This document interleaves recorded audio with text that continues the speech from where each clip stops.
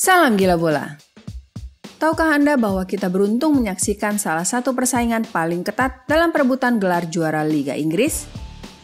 Kekalahan Manchester City 2-3 di tangan Tottenham Hotspur pada Minggu 20 Februari 2022 menyebabkan Liverpool di atas kertas hanya berselisih 3 poin di bawah sang pemimpin klasemen Sky Blues.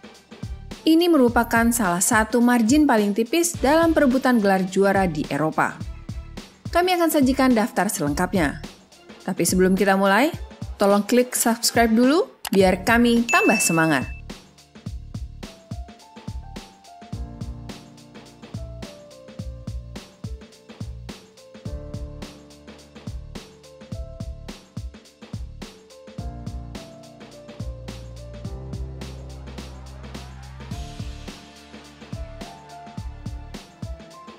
Premier League 2009-2010. Memasuki pekan terakhir, Chelsea memimpin klasemen Liga Inggris dengan perolehan nilai 83. Manchester United pada posisi kedua dengan nilai 82. Jadi pasukan Sir Alex Ferguson butuh 3 poin sembari berharap The Blues kalah. Tapi apa yang terjadi? Pada pekan 38 itu, skuad asuhan Carlo Ancelotti menang 8-0 atas Wigan Athletic. Sementara Setan Merah menang besar juga 4-0, tapi 3 poinnya tidak akan cukup mengejar The Blues. Serie A 1963-1964. Salah satu contoh yang berasal dari masa yang jauh. Pada musim 1963-1964, untuk pertama kalinya gelar juara seri harus ditentukan melalui play-off.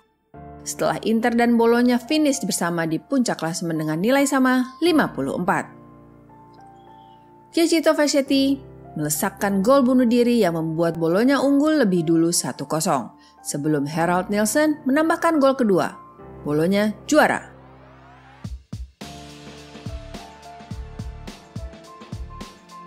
La Liga 2013-2014. Perebutan gelar dalam 9 musim terakhir La Liga sebelum 2013-2014 hanya melibatkan Barcelona dan Real Madrid. Tetapi Atletico Madrid muncul kandidat terkuat pada musim 2013-2014. Real Madrid di bawah asuhan Carlo Ancelotti tampaknya telah tersingkir sejak awal, kalah dari Atleti dan Barca. Dengan yang terakhir menyerbu ke puncak klasemen setelah 13 kemenangan dari 14 pertandingan pertamanya. Namun, pasukan Atletico Diego Simeone menyusul naik ke puncak pada bulan Februari 2014 hanya untuk segera menyerahkan posisi mereka menyusul kekalahan mengejutkan 2-0 di Almeria. Real bangkit kembali berkat rekor tak terkalahkan dalam 18 pertandingan dan penampilan tak menentu Barcelona, termasuk 3 kekalahan dalam 6 pekan selama Februari dan Maret 2014. Kemenangan 4-3 yang mendebarkan di Bernabeu membalikkan nasib Barcelona, tetapi Atletico yang memimpin untuk 3 pertandingan tersisa. Skuad Diego Simeone tampaknya tergelincir jelang akhir setelah kalah dari Levante dan seri lawan Malaga. Tetapi kegagalan Barcelona untuk mengalahkan Getafe atau Elche berarti klub ibu kota hanya membutuhkan 1 poin di Camp Nou pada hari terakhir untuk merebut gelar. Alexis Sanchez membuka skor untuk tuan rumah, tetapi sundulan Diego Godin memberi Atleti mahkota gelar juara.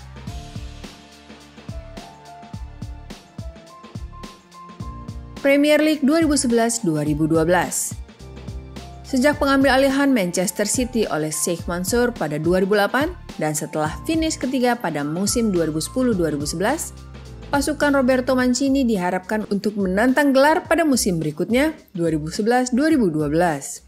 City kemudian menang 14 kali dan kalah hanya 1 saja dari 17 pertandingan perdana mereka, termasuk menghancurkan Manchester United 6-1 di Old Trafford, tetapi Setan Merah tetap menguntit rivalnya menuju ke tahun baru. Tempat pertama direbut tim Alex Ferguson pada bulan Maret 2012, namun United terpeleset pada minggu-minggu terakhir, kalah dari Wigan, bermain imbang lawan Everton, dan kemudian menderita kekalahan 1-0 di Etihad yang menyerahkan puncak klasemen pada rival mereka. City juga hampir membuang peluang mereka sendiri pada hari terakhir setelah tertinggal 2-1 di kandang dari kandidat degradasi Queen's Park Rangers pada momen ketika mereka justru butuh 3 poin untuk tetap di depan United dengan selisih gol. Edin Dzeko mengubah skor menjadi 2-2 pada masa injury time babak kedua sebelum sebuah serangan dramatis Sergio Aguero memberi City gelar juara dan ini akan menjadi musim Liga Inggris paling dramatis yang pernah ada. La Liga 2006-2007. Untuk sebagian besar musim 2006-2007, gelar juara tampaknya akan diperebutkan antara Barcelona dan Sevilla.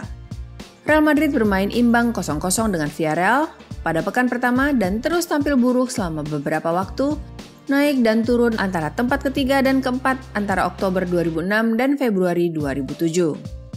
Namun performa Real Madrid membaik jelang akhir musim saat Los Blancos memenangkan 6 dari 7 pertandingan di musim semi untuk muncul sebagai calon juara tak disangka.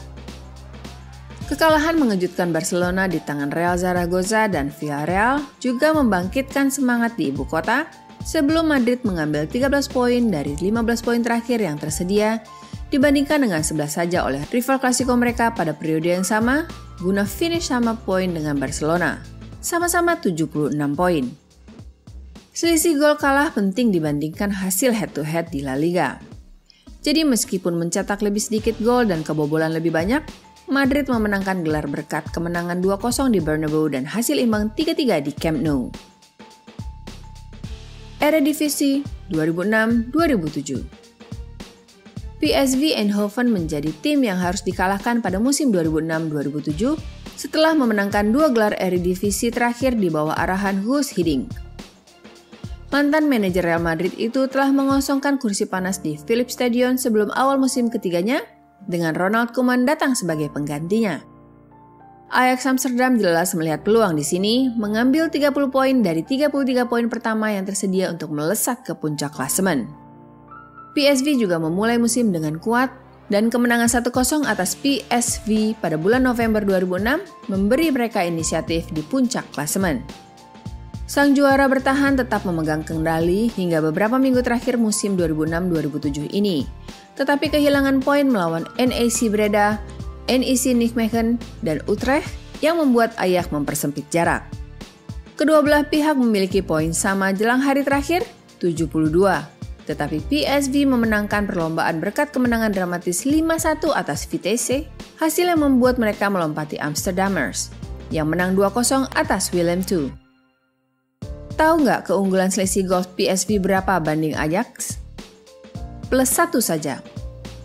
PSV memiliki keunggulan selisih gol 50 pada hari terakhir, sementara Ajax 49. Premier League 1998-1999. Pekan 37 atau 1 laga sebelum akhir musim, Arsenal kalah 1-0 dari Leeds United. Sementara itu, pada pekan yang sama, Manchester United 0-0 melawan Blackburn Rovers. Yang berarti, menuju hari terakhir musim, hanya selisih 1 poin memisahkan dua tim merah itu. Setan Merah di puncak dengan 76 poin, Gunners posisi kedua 75 poin. Di matchday terakhir, baik Arsenal dan Manchester United sama-sama menang, tetapi segala sesuatunya bisa sangat berbeda. Setan Merah sempat tertinggal di Tottenham Hotspur melalui gol Les Ferdinand, namun tim Manchester akhirnya berhasil menang 2-1. Manchester United juga memiliki selisih gol lebih tinggi, 43 berbanding 42 atas Arsenal. Pasukan Alex Ferguson beberapa minggu kemudian menambahkan trofi Liga Champions dan Piala FA menyebabkan mereka meraih treble.